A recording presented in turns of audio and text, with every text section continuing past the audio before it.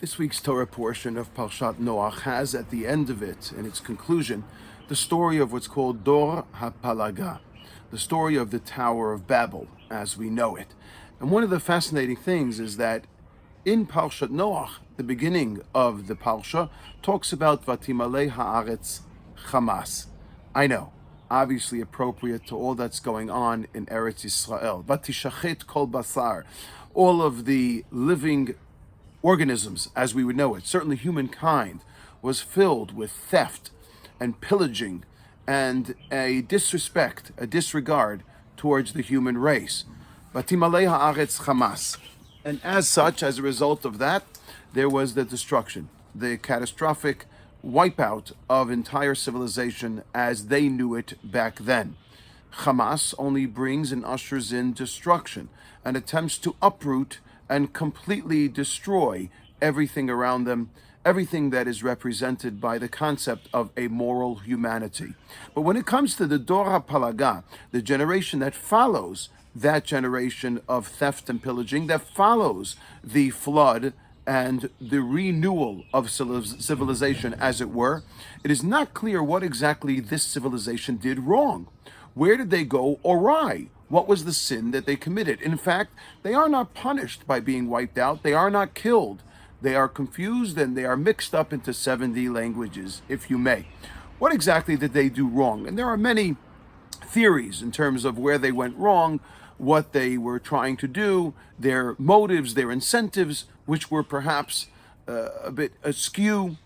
But one thought that I saw this week, I saw it in a Hebrew book by Rav Mordechai Greenberg. Rav Moti Greenberg was the Rosh Yeshiva of Yeshivat Keren B'Yavne.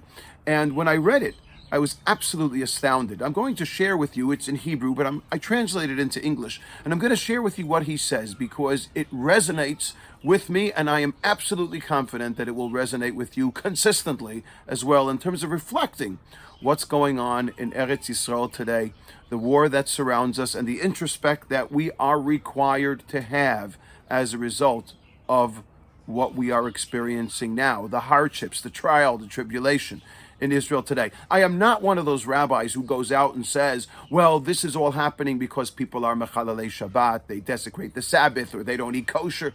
That's wrong. I don't agree with those rabbis, and I think they're completely out of place, and it's completely wrong what they do. Because and one of the most dangerous things to do is to play God. We cannot play God. I know that on a personal level, as all of you know, and on a national level as well, it applies.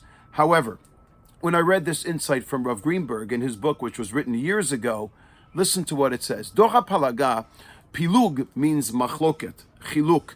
It means divisions. Now, these people were united in terms of building that tower and presumably ascending to God or to the heavens, as it were. But what was their problem? There was a division. Where was the division? Listen carefully to what he says. When a nation does not call out in the name of Hashem or an ideal, a consistent and a solid ideology, but rather they declare, as this generation did, Naaseh lanu shem, make for ourselves a name. It becomes obvious that their entire reason for uniting is solely to take advantage of and extort for the sake of their own self-interests and personal promotion. This is when one has to worry about, as it says in the Parsha, pen nafotz, lest we be dispersed, forgotten, or compromised, or even, God forbid, sacrificed. When a spiritual or a meaningful ideal and ideology is rooted in a nation, then the members of that nation subscribe to the ideal to the extent that they will be prepared to sacrifice themselves for their nation. However, when materialism and wealth become a motive, when the heads of a nation abuse their power for personal gain and their own net worth, then their constituents will retreat into their own personal spaces and disconnect from their nation as well. So says Rav Mordechai Greenberg. The people of Dor HaPalaga were interested in Naaseh lanu shem, for ourselves. A nation cannot be built on ourselves. It cannot be built on personal interests, and it cannot be built by leaders who only see in front of them what is in it for them. Ask not what your country could do for you, but what you can do for your country. So said a famous man. And Yair Lapid, the head of the opposition here in Israel, gave an amazing speech in the Knesset this week.